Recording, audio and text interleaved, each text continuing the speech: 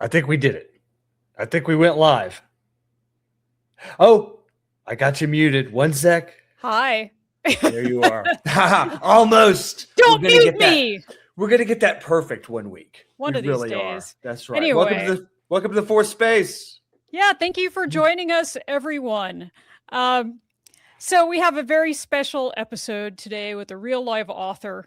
We're getting classy. We're getting literate. We actually read something this week. It's going to be really good. And as you can tell from the title, we are going to be discussing high strangeness in the desert. So I have to ask you, Raymond, have you ever had any kind of mystical experience in the desert? Yeah, I've had wonderful travel experiences, like going through the high desert of the sort of the corner of New Mexico, the panhandle of Texas, the very southern part of Colorado. There was a kind of mystical vibe to it. It was having grown up in a sort of like foresty southern city, that sort of bleakness had a beauty to it all its own. But hey, Audrey, you live in California, so I'm sure you live in the desert half the year or something, right? So No.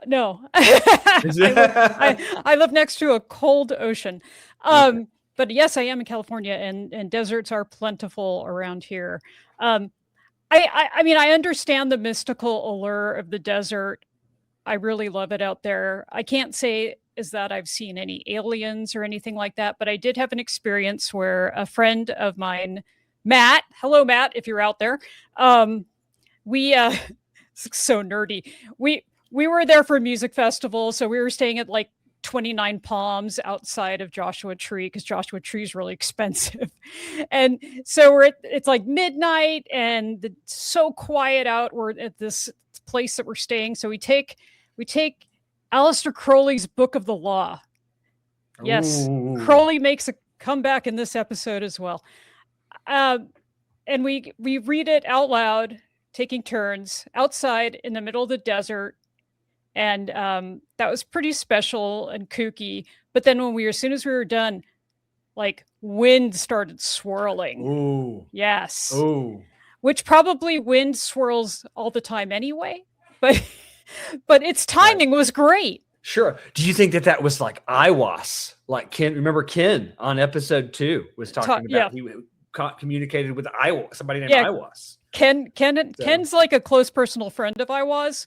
I myself, I don't know. I mean, maybe that was my call and I missed it because I think we were just like, it's cold and it's freaky. Let's go inside. Audra, having known you for many years, you did not miss the call. Don't you worry. I don't know. Sometimes I think I want it too bad, you know? I got to say, speaking of wanting it, man, I got it today reading our guest's new novel. Yes. Like, I am so excited. A lot of the shows I've done in the past, interviewing like people who do nonfiction. And so getting to talk about a novel a little bit or talk right around a novel a little bit, because we're not going to spoil it. Right. Oh, no, well, not yet. Yeah. Then we're going to spoil it. Yeah. Yeah, that's great. What's before we actually introduce our esteemed guest, we keep saying high strangeness. So maybe we should define what that is first. Sure. When you first talked about the desert, all I could think of was some of these experiences that I would have as an adolescent, up late at night, listening to something like, I don't know, like George Norrie or something like that. Yes. And like how hearing stories about the supernatural, the paranormal, aliens, things like that, how like in that environment, that sort of alone at night kind of environment, that it's so poignant. It's sort of like, watching a horror movie on Halloween night or something. It's it puts you in that place. So high strangeness is really like the kind of things you would hear on a radio show like that. Yeah. I mean, I think you and I grew up with like a lot of Art Bell and George Norrie in our lives. And this is exactly what we're talking about. There's an element of Americana to it. Yes, I think as that's well, a good where point. like it's a lot of it has to do with the landscape of the West, like we were talking about. So Yeah, it's so vast that it becomes kind of an abyss. And I just want to say, just one quick aside. If you're watching right now on some kind of social media or YouTube, you can make a comment. You can tell us your crazy stories. We might be able to get to it during the episode. Or if you have a question for our guest, I just want to put that out there. You're welcome to join us. Unlike listening to Art Bell, who you can't anymore. Well, you better line up. You got to line up like 3 hours early for that. Here, That's right. We're just begging for your comments. So okay, so high strangeness. What is it? What is it? So it's kind of a mystical term. People use it in paranormal research or ufology. Ufology? Ufology. Yeah. And it just describes bizarre stuff that defies any kind of common sense or standard scientific explanation. So it's really a convergence of multiple simultaneously occurring phenomenon like UFOs with cryptozoological situations and psychic events. Think Mothman, and how Mothman was like warning people, don't go on the bridge. Stuff like that. That is some high strangeness. I do want to read something. I know you didn't tune in just to see me read, but there's an author named Eric Davis who I really love, and I'm sure a lot of you are familiar with him. He wrote a book called High Weirdness, and he uses high weirdness and high strangeness pretty much interchangeable. So this is what he says. In encounters with high weirdness, culture becomes consciousness. Marginal and esoteric cultural narratives, particularly those wrapped up in conspiracy theories, extraterrestrials, occult forces, strange gods, and fantastic pulp fictions, intrude forcefully, uncannily, and sometimes absurdly into the texture of lived experience.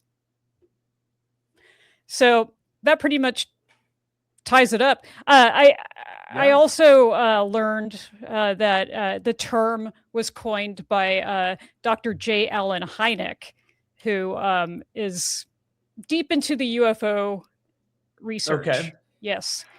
And that comes from the early 70s. So, yeah. I'm suddenly reminded of another word we used to use, Fortean. Remember the Fortean? Fortean, yes. Fortean, like Charles, was it Charles Fort? I believe. God, it's been a minute. Okay, we got one of our live stream listeners has a great one.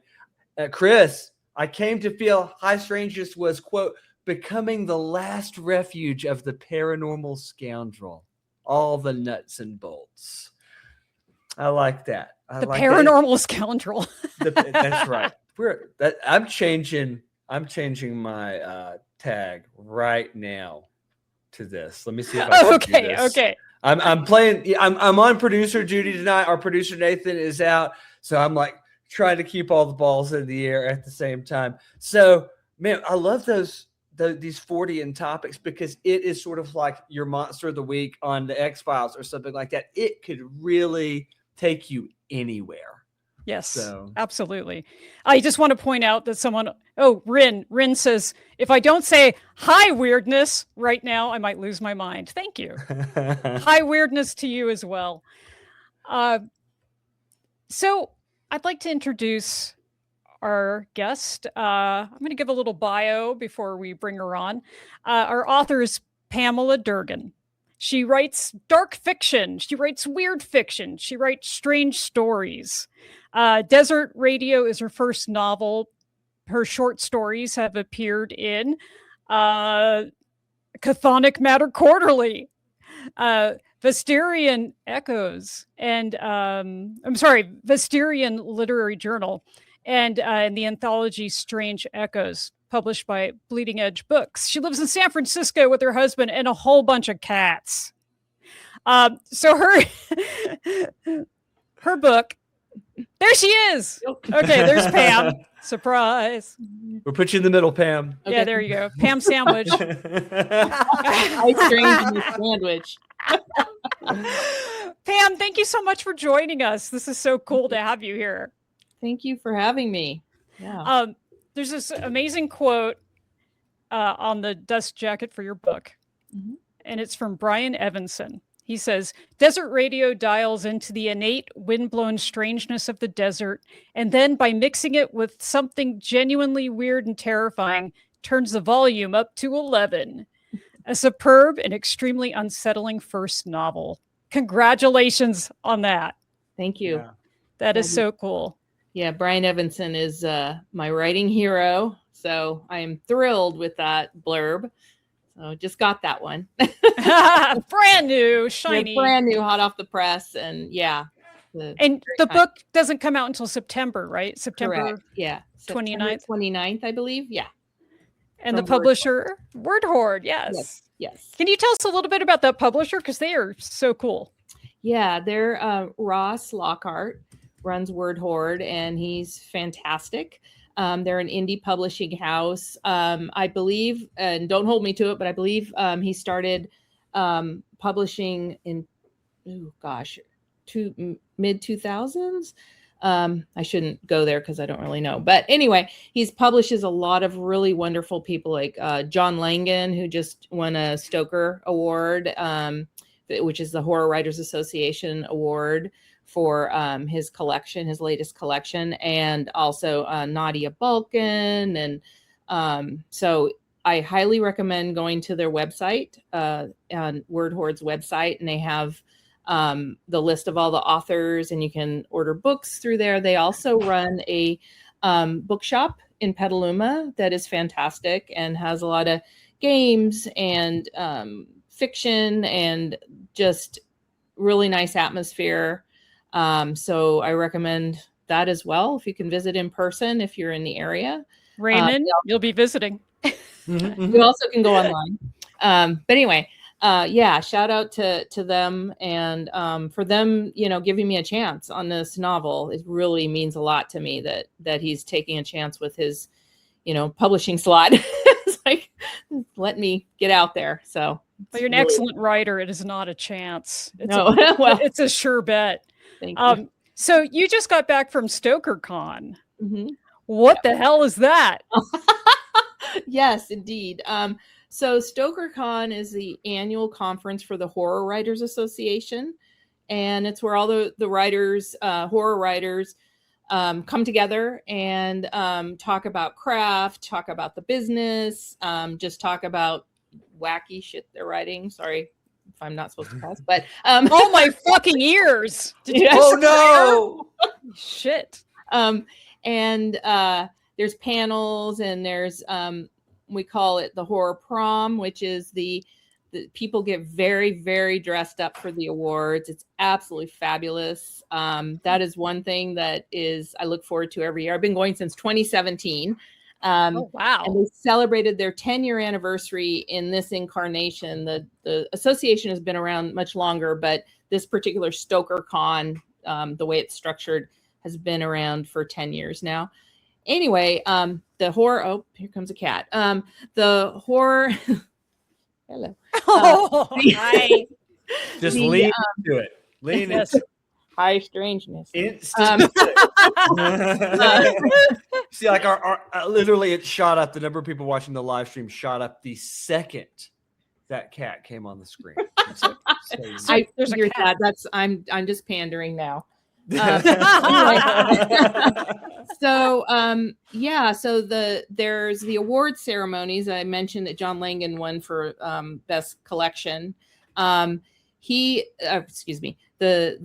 call it the horror prom affectionately, because people get very decked out for the award ceremony and for the parties. They also have a film festival where they show short films on Friday nights. It is really a blast, and it has been growing. It has exploded to, I think there were close to 1,000 people there this time. Last time I think it was around 800. Prior to that, I maybe 600-700, but it's growing, and it's getting much more inclusive over the last 5-6 years, as far as like BIPOC and just really interesting subgenres of horror like bizarro, and it's really fascinating and fun. And it's overwhelming for me, frankly, because I like to be in a room writing, and it's getting overpeopled is a problem for me. So I get overpeopled at those things.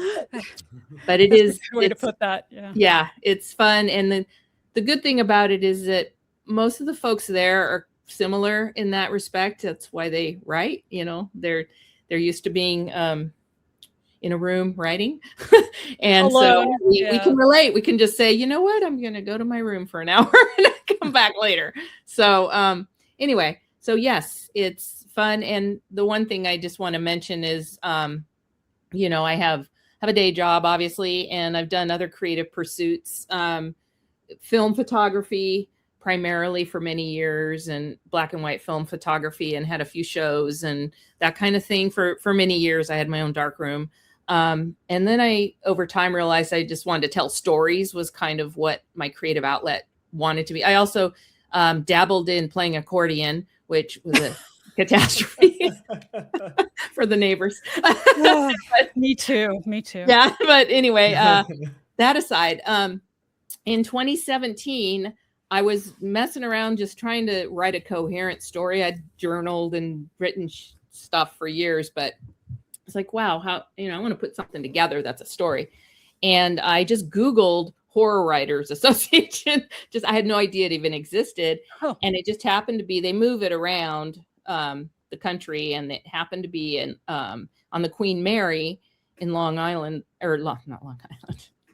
Queen Mary in Long Beach that year. Other coast. Yeah. And my writing idol from when I was a kid, I loved Dennis Etchison, was one of my favorite writers. He wrote psychological horror and sun-bleached Southern California psychological horror. He was fantastic. And He was the guest of honor. So I'm like, I'm just going.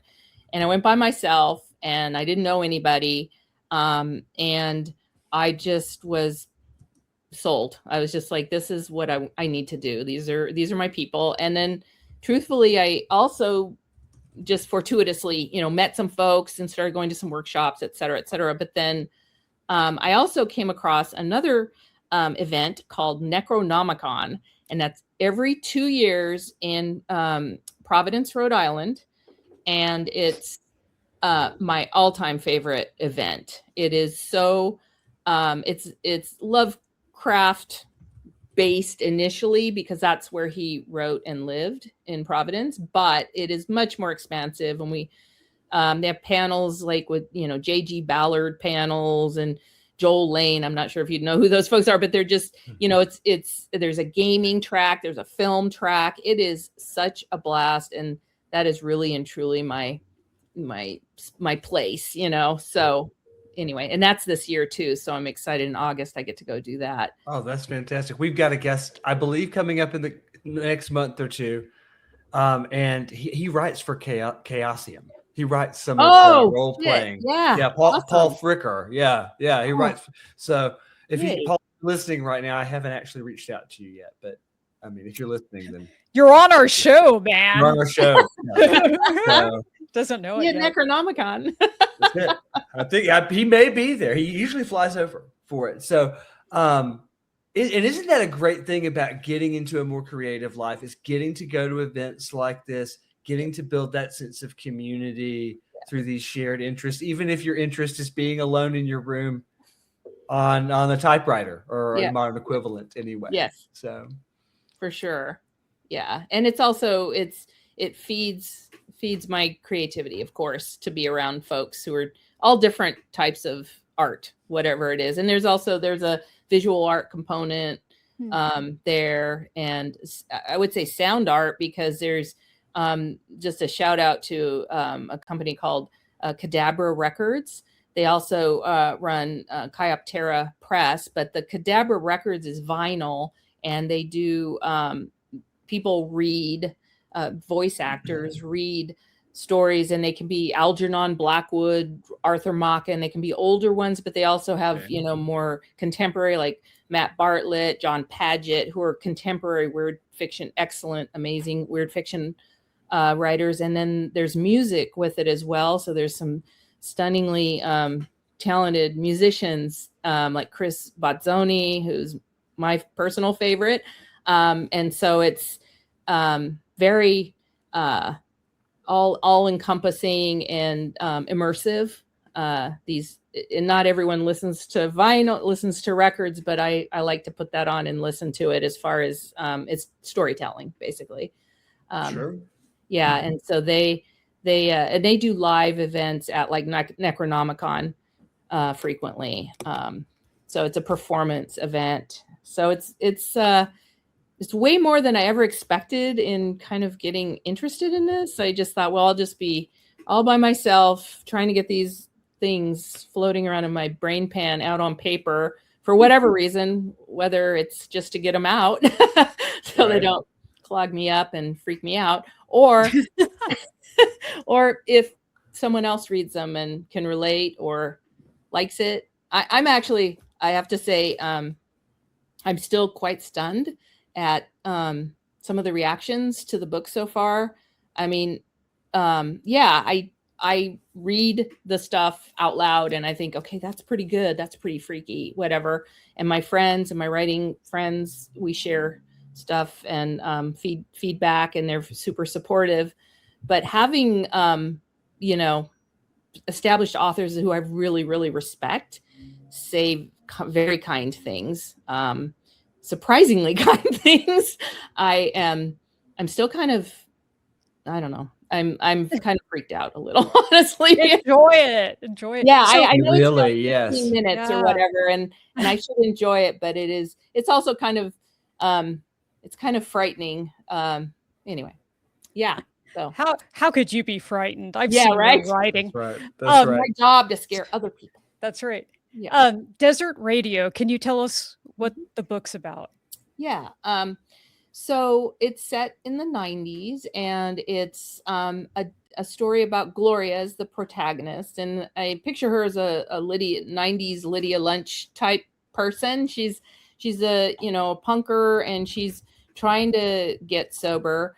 And she decides that she's suffocating in Sacramento, and she decides she's going to break out for Las Vegas, just something different. Probably not the best place to head to if you're trying to get sober. But No. anyway, but you know, we don't always make good decisions. Anyway, so she heads that direction into the desert. And immediately out on the road at night, you mentioned Art Bell and Nuri. You know, she's listening to the radio in the night in the desert, and she's experiences some weird things, and there's weird transmissions coming across the radio. It's the first time it starts to happen. And there's a scene in a gas station where something sonically is off and strange. Anyway, she gets as far as Ridgecrest, California, which is a real town right outside Death Valley. And she stops in there to just get something to eat and clear her head. And she ends up meeting a gentleman named Mel at a diner, and they hit it off, and she's like taken by the landscape. It's just wide open, and she's, you know, it's got an interesting feel to her, and she ends up thinking, well, you know, I'm going to stay around for a little bit and see how this is. And fortuitously for her, and it's, well, I won't spoil the book, but anyway, she ends up, getting a job at a local radio station, and she ends up getting an apartment in the apartment building that Mel owns, which is called the Oasis, and it's just the strange pink mid-century modern type building out on the edge of town. And there's a pool which figures prominently in the story, but it's his oasis. And from there, she, you know, meets a few of the locals and starts, getting involved with someone at the radio station, a coworker. And then she starts experiencing strange sensations. She sees strange things, hears strange things. Late at night, she's on the graveyard shift at the radio station, hears strange things. And it's all primarily centered around like shortwave radio. So radio transmissions is really the theme. And there's something more substantial about what's coming across on the radio and or on these radio waves, I should say. And it just progressively gets more and more dangerous and frightening. And she's a fighter, though, and she ends up trying to solve a mystery that happens, and finds out some things about herself. And anyway, when Audra, when you were talking about the high weirdness, and that is perfectly describes how I was thinking of all of this, is the forceful intrusion of the strangeness into everyday life, which is what I love about weird fiction. My definition of weird fiction is you're anchored in a real life situation. You're going along with your life, and then this thing comes in from the side, whatever it is, like you see something weird, you meet someone weird, like there's something. And then I love the unreliable narrator portion, that part of it from the outside when I'm reading things. But I also, for myself, like the questioning, like, did I really see that? Is it me? Am I tired? Am I drunk? Am I, whatever? So it's all about that for her, trying to stay sober, and then she fucking gives up. But anyway, but she gives up trying to stay sober, I should say. But anyway, it's and I really like Gloria. She's a fighter. She kicks ass. Doesn't mean you're always successful, but I also like that. My writing friends will tell you I love bleak endings. I'm not saying this is bleak, but it's just, that's real life, like things can go right for a while and then they don't go right. But there's also mystery there.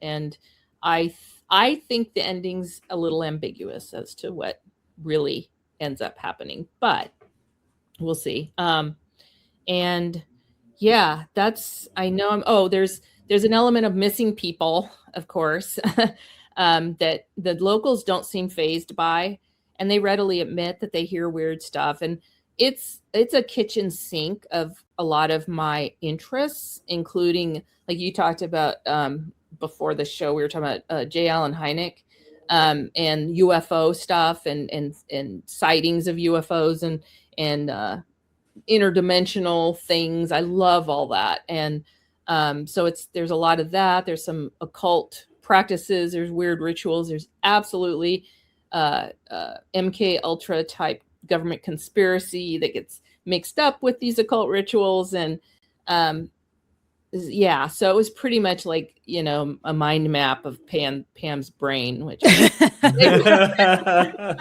all the good stuff. And now I don't have anything else to write about. So done. Sorry. Well, your book's getting a lot of buzz. People are aware of it, including our wacky next door neighbor, Ian, who has been looking through the window. Can we let Ian in here? Hey, now Ian. Hello, everybody. Thanks for letting me in.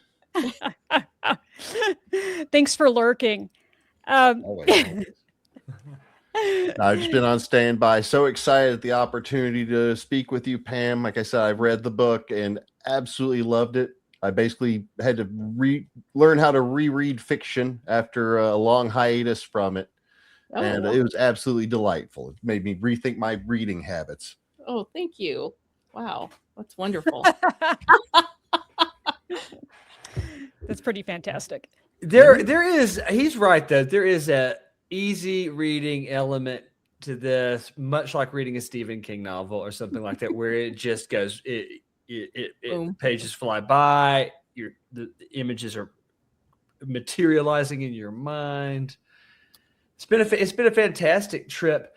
And I don't know about you guys, but for me, having worked at a radio station, having done college radio, like, just some of these scenes that are taking place in the sort of empty radio station late at night. What can happen in those places and moments?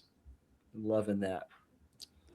Yeah, I thought you might pick up on that, Raven, with your history. Same. I could that in the classic rock. I feel like your book is like it's like Dazed and Confused or something. It's got the movie. It's got this sort of like classic rock soundtrack going on, and you're able to get that going just by making these references to the songs they're playing on the radio. And I've really enjoyed that as well. So. And the shortwave, like shout out for the Conet recordings, which is shortwave recordings. And I should say that my husband and I in the 90s used to listen to shortwave all the time. Nowadays it's really hard to pick stuff up. There's a lot more stuff online. Excuse me.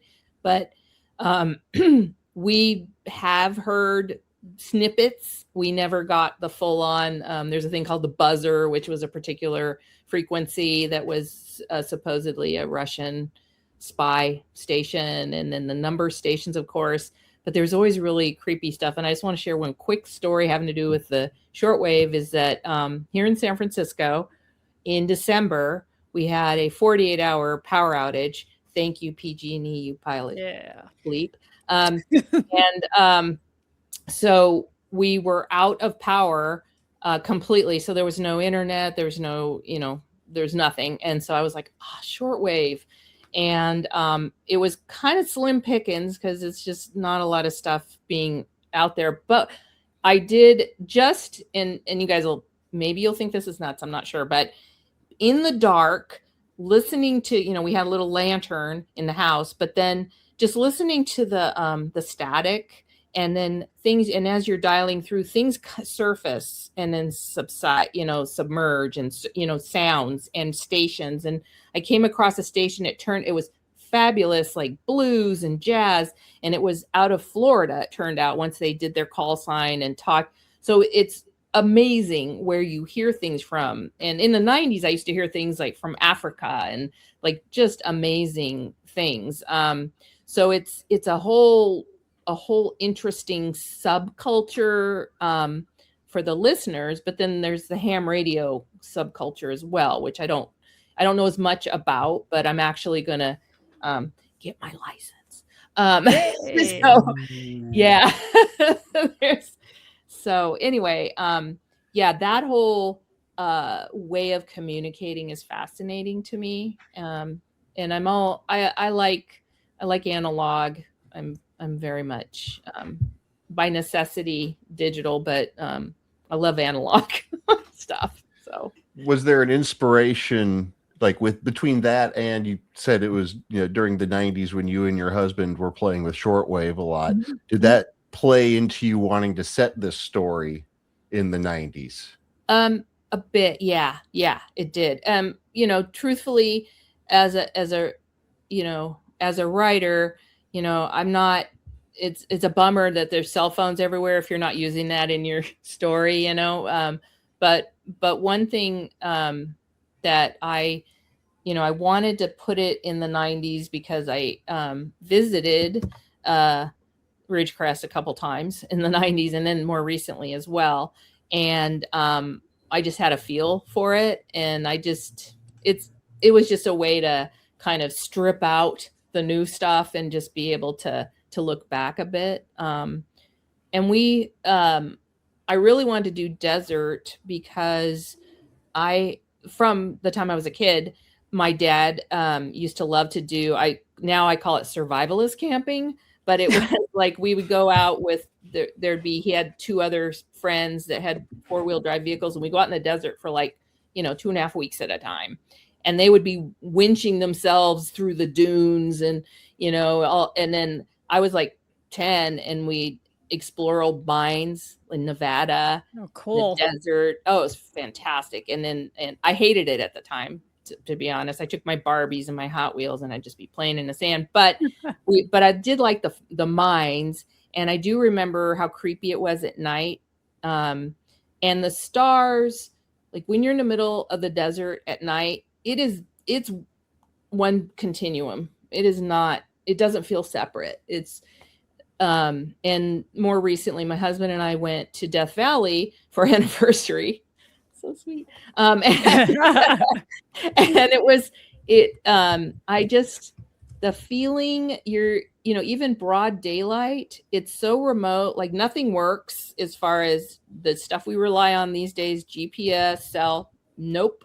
And this is California, and it's a national park, and you're in the middle of friggin' nowhere, and there's no other cars. And there had been flooding it was a year prior or 2 years prior. So a lot of stuff was closed as far as Scotty's Castle and some of the touristy things.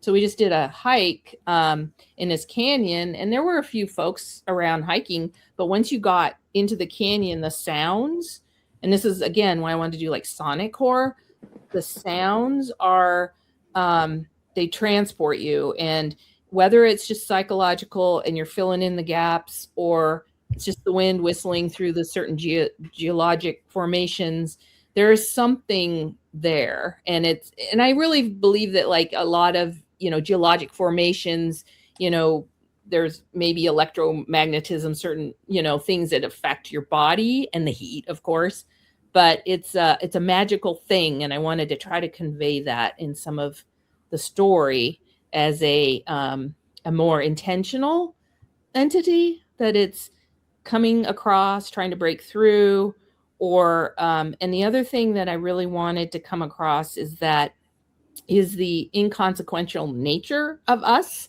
One of my all-time favorite books is called Roadside Picnic, and it was the inspiration for Stalker, the movie Stalker.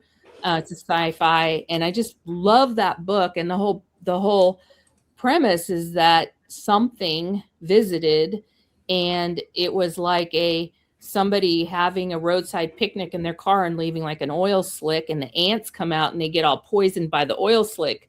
But the thing, whoever drove that car doesn't give a shit. They don't even know what the ants are there, and we're the ants. And I love the idea of something coming through, a rip in time and space, or intentionally traveling here and just playing with us. And like, that's just a theme I like. You come back to the term thin, that the veil is a bit thin in the town that we're. So tell us about this Ridgecrest, California. Is that right? Is it like I've seen these documentaries on YouTube about like Slab City and places like this. How does it compare to some of these more famous almost abandoned cities out in Death Valley? So just to be clear, Ridgecrest is by no way an abandoned city. Okay. It is. Okay. It's don't want anyone getting mad at me. And KZFX, which is the radio station in the story, is a real station. I have pictures. I couldn't get my shit together to send you, Audra. I have pictures of the actual station when we were there, and the bench that figures the space egg bench that was just really uncomfortable, out of place, weird bench is real.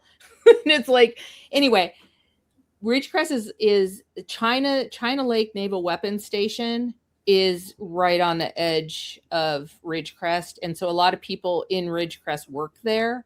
And that's also what I used for the place where these people were having MK Ultra type experiments done on them. But it's a smallish town. There is kind of strip mallish type, lots of bars and strip mallish type sections. And there's a little section that's kind of oldish town. But there's also, like in the book, I call it the homestead, like somebody's house out on acreage. And there's a lot of that as well. And I just like the idea of, and people self-select. I mean, maybe not if you're in the military and you're working at China Lake, but they self-select to be in the desert. And that's another thing that I want. I didn't, this is like kind of I felt like a really quick novel. Like I just was like, blah, I wrote it. But then later I was like, oh man, I want to go down this rabbit hole with this subculture or with, these survivalists. Like there's a pair, there's a pair of folks in there, Carla and Roy, who actually were based on from Tremors. I knew it. Yes. I knew it. Oh, good. No, I love Tremors so much. It's like one of my all-time favorite movies. And I was calling Carla, I was calling her Reba through the whole time I read it. Yeah. And that's who it was. And so that's them. So good job. That's so funny too, because for like there's a good chunk, because I went into this completely blind. Like I had no idea what the book was really about. Like I knew the high strangeness thing. I didn't, as the child that never read the instructions before taking the test, I did not see Audra's synopsis of things belowhand. I just went in blind. And there was a good chunk of it, in like the beginning, middle of it, before things start unfolding. We're like, wait, is this going to be a Tremors deal? No, but I love that movie so much. I'm glad you picked that up, but I didn't want it to be a Tremors homage, but I mean, those characters in particular, I just love them. And not like you were specifically going with that angle, but just like, more of the monster sci-fi thing, because one of the things, like, and I think I had a weird nostalgia, again, having never lived or really even visited the desert, but I grew up on 1950s and 60s era horror films, like the grainy black and white ones, because half of them were based around the atomic bomb fears and the mysteries of that. Half of them were set in New Mexico or the California desert or Las Vegas. So but again, I loved the work, and just I see a lot of the things, not just Reba and Bert. Like there's a lot of other overlap where I think we all see it and enjoy it for that reasons, without even maybe being fully aware of it. That's true. While we're in the making comparisons part of this, I would say that your book did much better what the film The Vast of Night was trying to do. I love that movie. Yeah. Isn't that a wonderful movie? I mean, yes. There's even a little procedural in your book, but I feel like your book really took me there. Well, more than that film did. Yeah, I've watched it a couple times. I still really love it. And I'd wanted it to go. One of the reasons I really like it is a bleak ending, because I was just like, yes. But I love that idea, and it was a conspiracy thing. The other movie that probably no one here has seen is called Banshee Chapter, and it is basically it's a very pretty low budget movie, but it's got I'm blanking on his name, but the guy who played the murderer in Silence of the Lambs. Anthony Hopkins? Silence Oh. of the Lambs. Sorry. Shit. Now I'm like totally blanking on the unless you're talking about the other murder in Silence the of other the Lambs, like there's two. Yeah. Buffalo Bill. That's right. Yeah, is Buffalo Bill? And Precious is the yes. Buffalo Bill. Yeah, Buffalo Bill. There. That actor plays a Hunter Thompson type character who lives out in the desert, and there's a government conspiracy and aliens and shit like that, but it's all radio. So they're following a radio signal, and it's coming from this abandoned base. But anyway, that movie is actually pretty good. I mean, it's like pretty freaky, and it also talks about mind expansion and people taking drugs. And in my book, I also talk about doing the mind expansion thing for seeing these things, and that's how you're open to these events. And one thing with the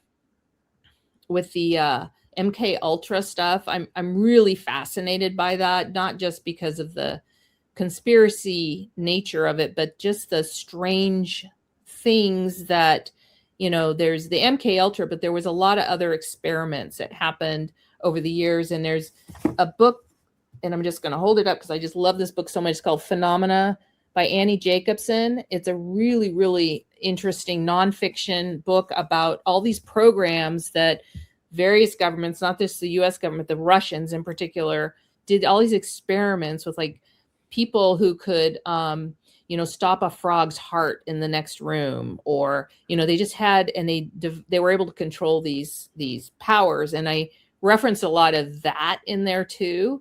So I'm pretty fascinated by, and like Doors of Perception, that book is part of like this idea that, we innately have these abilities and we just tamp them down as we, tell ourselves we can't do it. But anyway, so all of that was in my head as I was trying to pull together a coherent narrative. Victoria on YouTube says that your setting for this novel feels ageless. It could be the 60s, 70s, and 90s. I felt that at the beginning of the novel when you mentioned that there was like a Nova parked over here. Yeah, I was like, oh, I can't quite tell when this is yet. You know? Well, the funny thing is that my husband and I have done a number of road trips in the Southwest, and we've had the experience of driving in the middle of the night outside of Bishop, actually, that's in this book, where listening to Art Bell, we were listening to Nori, and pitch black out, listening to this radio station like 2 a.m. And then we were driving by these houses that were kind of on acreage, but you could see the house, kind of out there. And at one point I'm driving and there's my husband's like, what the hell is that? And there was a laser sight on the back of my seat and in on my head. And I'm like, oh shit. So that just goes to the self-selection of people who like to live out there, but also like the creepiness. And then the other piece I just want to mention is one of our road trips we went to, oh gosh, it was like it was a roadside attraction. I'm blanking on what it was, but you could buy the geodes and break them open and stuff. And there were cars parked in that parking lot. Some of them were on flats, and it was like an Impala, and there was like a Nova. And this was in, 2015, I think. Oh, wow. So yeah. And one of them was definitely a driver, because I think the guy who worked there was driving it. But there was also ones that just had like Black Widow webs everywhere and were like there. But there's just to your point, ageless, frozen in time kind of feel at times there. And also the thinness. Like everything's like filthy, but it doesn't rust. Yes. So it never really breaks down. Mummifies. Yes. Yes. The other thing, sorry, I thought I wouldn't have anything to say, but sorry. But the other thing is on that phenomena stuff and the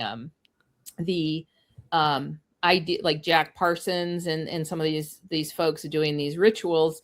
I love the idea of the hubris of these guys, and like, I'm going to summon a demon and make them do what I want. And it's like, no, this thing is not, you misidentified it, you underestimated it, and it's going to fuck you up bad. And I love that. And it goes back to that roadside picnic, and we're just puny little things. Like this thing doesn't care. It's toying with us, whatever this thing is. No spoilers. Right. But yeah, so all those themes I like to weave together.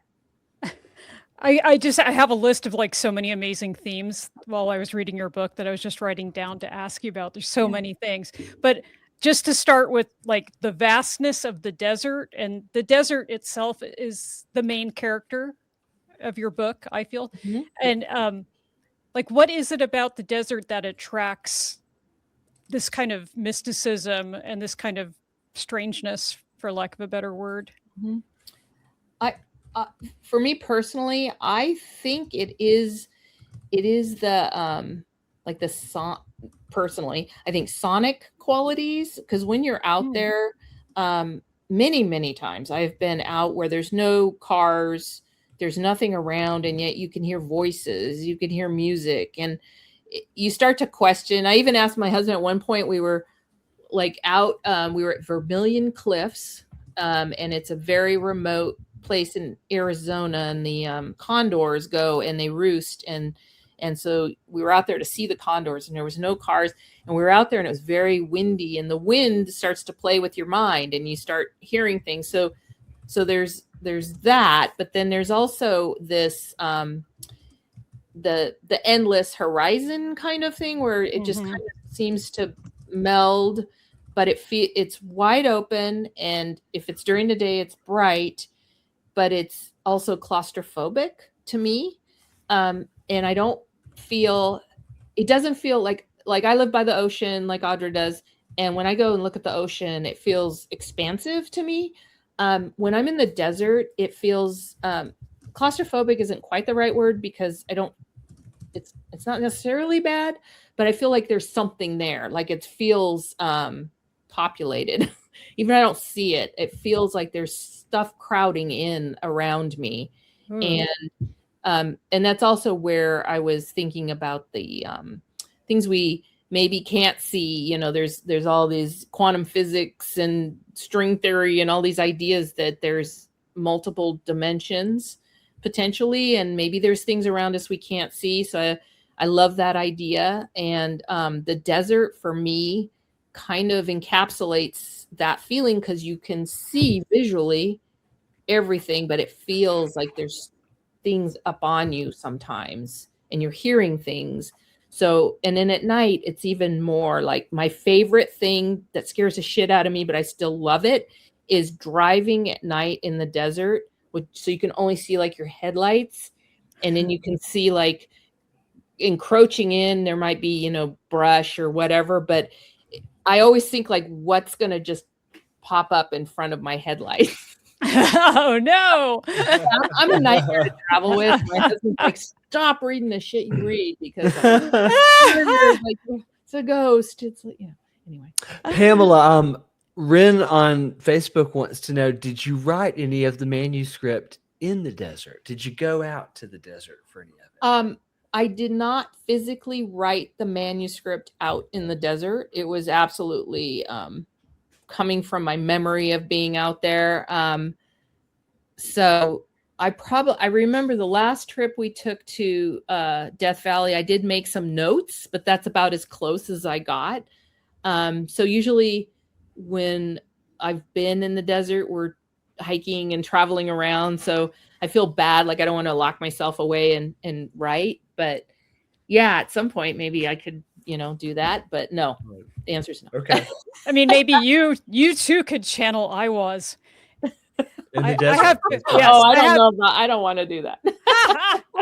No, we didn't point out earlier that like the story goes that Crowley was in the desert of Egypt. Is that right? When he had this encounter? He was in Egypt. Yeah. Okay. But it's interesting. I mean, you keep saying like, you know, the thinness and we're talking about the desert as a liminal space. And yeah, you know, like from Jesus Christ to Aleister Crowley, like there's all these mystical religious experiences that continue to happen. And yeah, I is in Egypt, but Crowley also was in the Sahara Desert, and he was doing the Enochian Aethers, and you know, that's when he was able to summon spirits. So it's just like the desert anywhere in the world is all the same in a way. It's just as vast. Yeah, someday I want to go to Egypt. I'm really obsessed with these Egyptian archaeology shows. I really, really want to go. We'll go to the museum when it gets here. Yeah, yeah, exactly. Yes. Well, guys, we are running towards the end of the episode. Ian, did you have any more questions for Pam? Let's see. Covered that. Talked about her hobby. I don't want to spoil that. Try to walk this fine line. So again, I don't want to, as someone that went into the book so blind, and for that reason, just absolutely adored it. I don't want to give too much away. So, wow. But it was delightful. Like I said, I think with the desert thing too, because like, you know, not to dox myself and Raymond, but we grew up in more of the Southern Gothic area of the world where like the characters were very familiar in the sense of like there was that, like rural, lower class, like kind of trashy, kind of dirty sense to it, where so much of it was so nostalgic. And I think like the difference is out here we have trees and hills, like kind of hiding them by and large. That's right. Whereas in the desert, it's just like, oh no, there's a pink and turquoise hotel park with a trailer in front right over there. It's right out in the open, nothing hiding it. Yeah. In the South, everything rots. Yeah. And in the desert, like you said, everything is mummified. Mhm. Oh, wow. Yeah. I do have one last question. I hope I'm not opening up a huge can of worms before we're like, time to go. But I was really curious about all the continuing issue with missing people, because that is really an issue in the desert. I mean, you have like the Nevada Triangle and Death Valley, Mojave Desert, like all these places are known for just people being disappeared. Yeah. I'm fascinated by that as well, like national parks and just wilderness areas that have disappeared people. But yeah, I mean, I think it's like one of those things where it's like, well, duh, it's like they get out there and then they die of dehydration and a coyote drags them off or whatever, it's like that kind of attitude.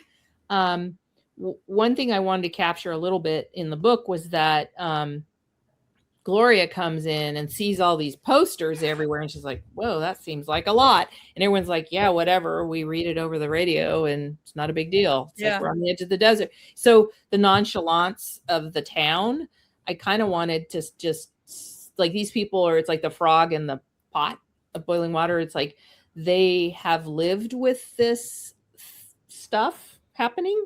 And the disappeared people are, we see them again. There's just a little different. So anyway, yeah, I'm fascinated by that. I shouldn't say it's scarier than finding, murdered people, but it's one of those things. It's like, where'd they go? Are they still here? Are they coming back? I love that idea. And it goes with the liminal spaces and the passageway idea. It's like they're passing somewhere else.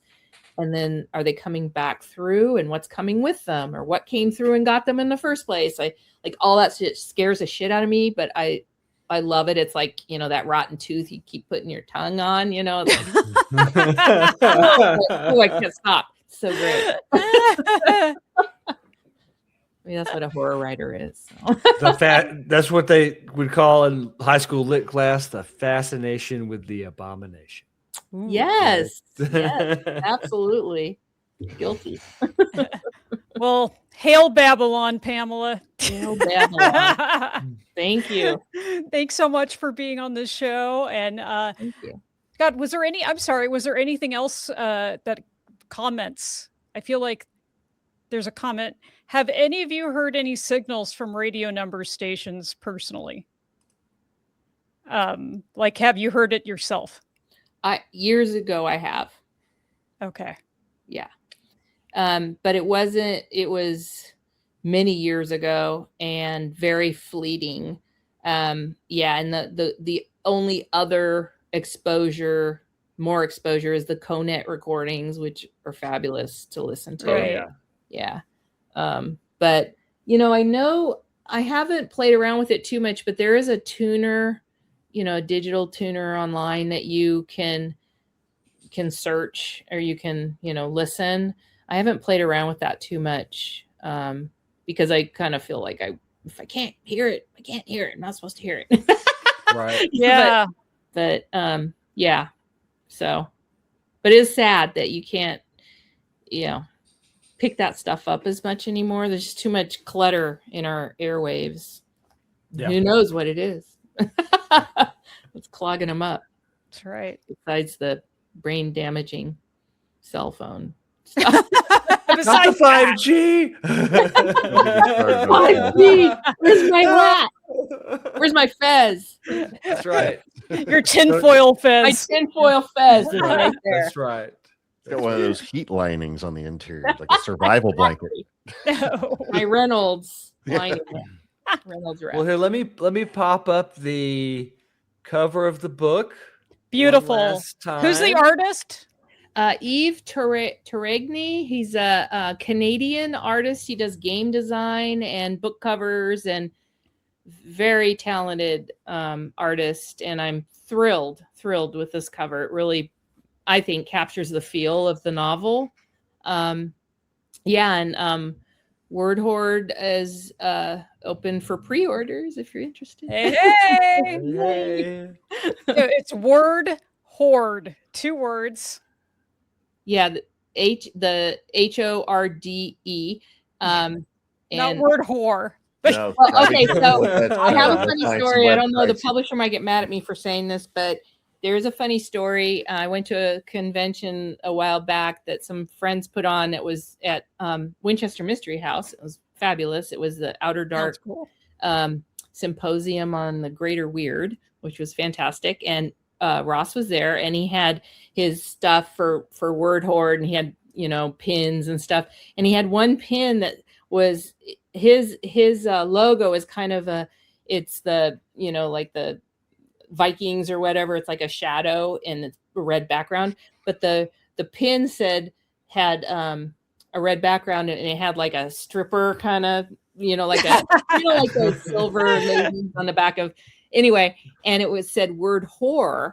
And I was like, that's cool. Whatever. I was thinking writer, word whore. I don't know. Right. And so, but it turned out that someone who's a very prominent critic, he's a commentator on Lovecraft stuff. He's an academic. I actually really like his stuff, but he had misnamed Word Horde. And Ross was talking to him, but there was it's called it Word Whore. But I think by mistake, or maybe it was intentional. So Ross, made these pins. So I still have mine. I treasure it because they're not out there anymore. So I like Word Whore. Maybe, do it. I'd wear that pin. Yeah, I'd wear that. Put that in notes if we get a merch shop going eventually. Oh, yes. That's exactly right. So as a final salvo at the end, Ren on Facebook says, "Word Whores Unite." Yeah. Amen. Again, going in the merch shop. Idea number 375. Anyway. All right. So if you're listening to the live show, we are going to be hanging out a little bit in our Discord channel after the show is over, having a little fellowship, a little coffee night together. So whatever you're watching or listening to this on, just leave me a comment and I'll send you a link to if you want to join our Discord server tonight. So, but if not, we'll be back next week with hopefully I don't know if we're going to be able to top this one, Pamela. This was fantastic. Thank you. This is my first interview I've ever done. So oh my God, we're honored. I honored. am a blabbermouth, so when I get nervous, I'm even worse. So sorry. Well, we hope you get to do 100 interviews for Desert Radio till you're just sick of it, because everybody should hear about this great novel. Thank you so much. Very nice. Thank you. All right. Well, that's going to do it for us tonight on the Fourth Space. Check out Audra's Substack. She writes a little fiction herself, and a great way to support some of her work. You can check out our show or my Substack if you want to get the audio only version, like the traditional podcast RSS feed of the show. Yeah, don't look at us. Don't look at us. Just listen. But if you do want to look at us, drop us a sub on YouTube. Give us some likes on YouTube. It does help. It really does. So anyway, my name is Raymond Wiley. I'm Audra Wolfman. I'm Ian. And we'll see you next time. Pam up there. The important one's up here. That's right. Exactly right. Thanks, everybody.